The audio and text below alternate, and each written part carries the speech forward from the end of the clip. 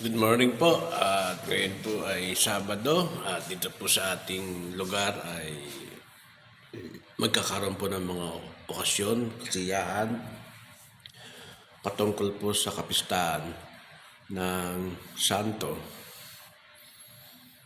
At ito po ay kanila pong dinaraos every January, last week of January.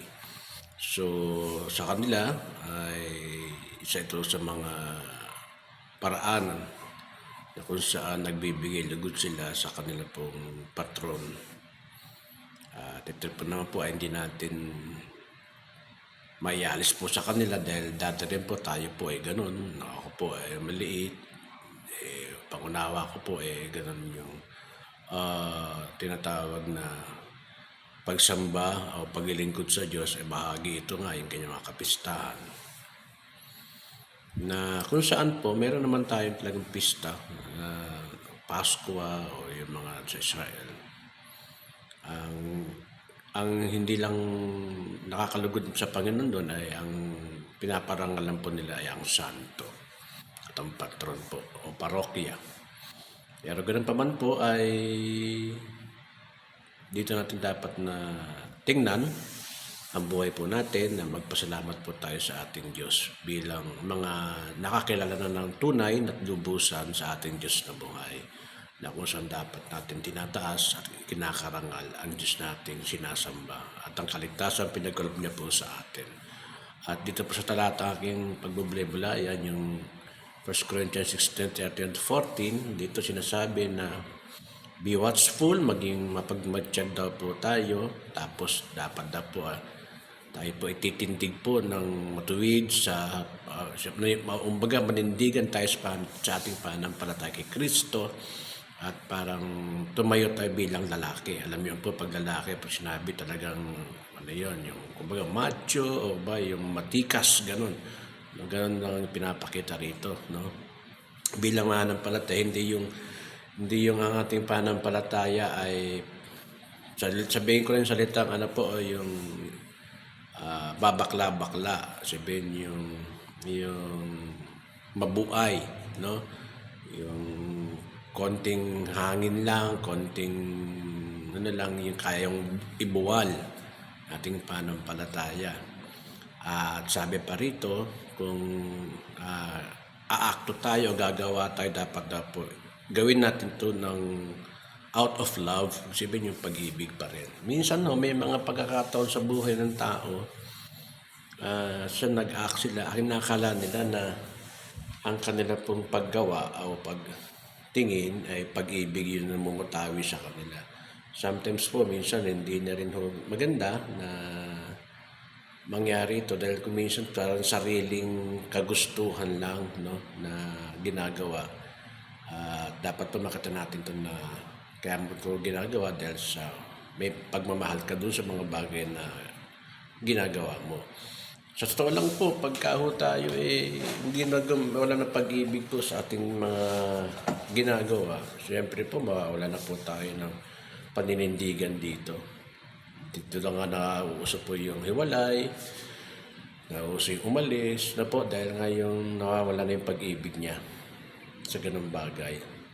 Nakakalungkot lang po na may mga ganung puntong dumarating sa buhay ng tao, kaya nga dito sa atin po, no, ay makikita natin na yung ating pong pananampalataya, kalakip ng ating pananampalataya, gawin natin ito na may pag-ibig po sa Diyos. Kasi kung wala ka ng pag-ibig sa Diyos, bagamat sinasabi natin, kilala natin ang Diyos, pag nawala na yung pag-ibig yun, unti-unti mo nang mararanasan na lumayo, no, sa mga bagay na kung saan po nakita natin na dapat na ginagawa natin habang tayo pinaglilingkod. Kaya nga banggit ng ating Panginoon sa huling araw, ang mga anak ng Diyos, no, yung mga taong lumapit sa Diyos, sa bandang huli mawawala raw ang pag-ibig nila. Ibig sabihin po na yung pagmamahal nila sa Diyos mababawasan o mawawala pa.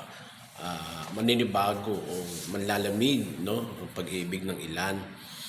So, meron pala talagang darating sa punto ng buhay ng tao na talagang may panlalamig, no? Bagamat ngayon po ay malamig po talaga. Pero dapat po dito, tandaan ho natin, wag ho natin padadaig tayo ang ating mga panampalataya. Kasi matibay ang dapat nating paninindigan na tayo po ay mga anak ng Diyos. Kung meron po mga ganong bagay na dumarating sa atin, labanan natin ang salita ng Diyos at panalangin. No? Ako po nalulungkot dahil akala ko napakadali lang. Pala nakita ko rito yung talaga palang pag nanampalataya ka, mayroon talagang hirap, hindi talaga madali. Naroon yung frustration, naroon depression, naroon yung stress, discomfort. Sama-sama na po yun na pinapakita lang talaga na meron pong pagkakataon sa buhay natin na magising tayo sa katotohanan na ito talaga yung kinagalaw ating buhay. Kaya naman dito, sa kabila po ng mga ganong bagay, dapat po stand firm pa rin tayo. Palalangan natin yung ganong bagay sa buhay natin, kung ano man ito nangyayari sa buhay natin, mas lalo tayo mag-focus po sa ating Diyos. Salamat po na bagamat isang talagang tao lang, nakaka-apekto din talaga yung ganong pagkakataon sa atin, no? Especially po yung mga sabot-saring mga sistema na ginagawa ng kaaway, talagang nakaka-apekto. At tadi minsan hindi lang kaaway, sarili natin, tapos yung mga inakala nating makakatulong, hindi rin pala.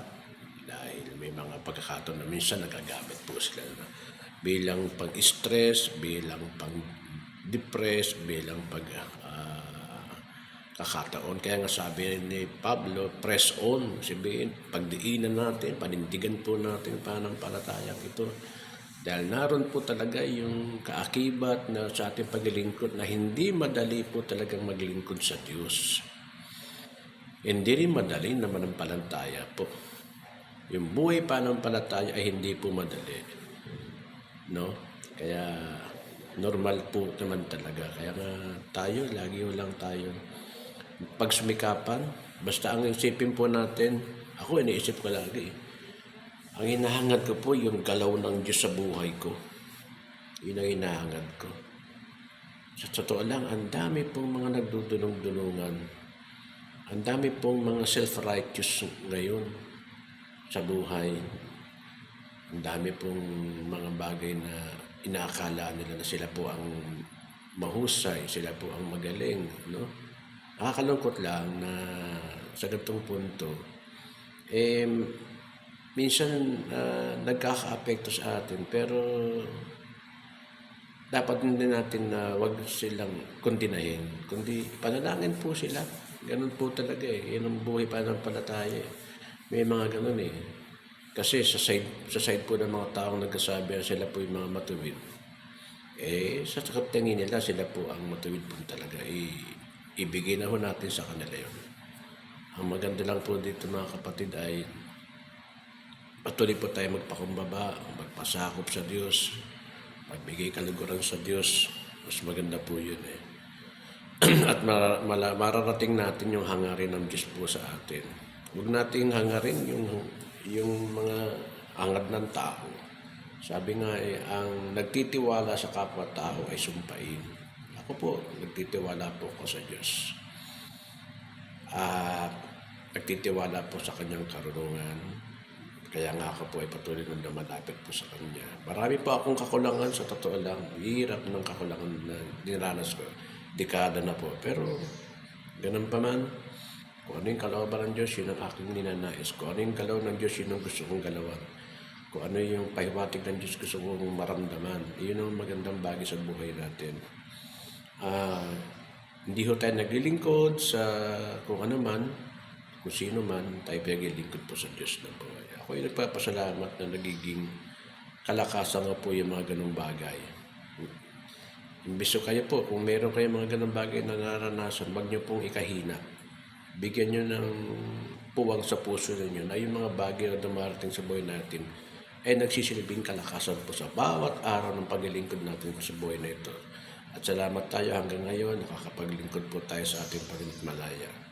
Kaya huwag niyo pong sayangin ang buhay na yan.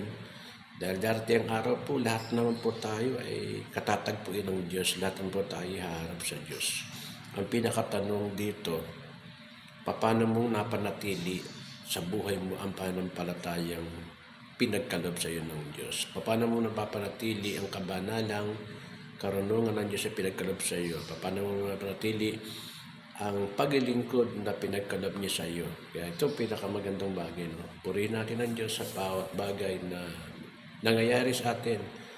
Ito man po'y masama, ito man po'y mga paninira, pag-uusig sa iyo.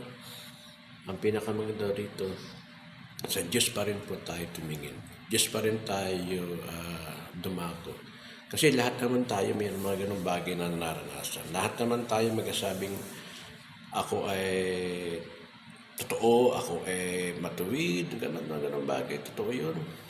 Dahil lahat naman po tayo may inclination po ng kabutihan ng Diyos. Kaya lang, meron po tayong tingnan natin, may inclination din pa rin tayo ng devil, ng masama. Dahil nga, may mga pagkakasala pa tayo nagagawa. Kaya yun ang dapat natin titingnan na po. We are not perfect. Hindi po tayo perfecto. Nagkakasala tayo. Pero ang kagandaan dito, natututo po tayo lumapit sa Diyos para humingi po ng tawad. Salamat po and good morning para po sa lahat.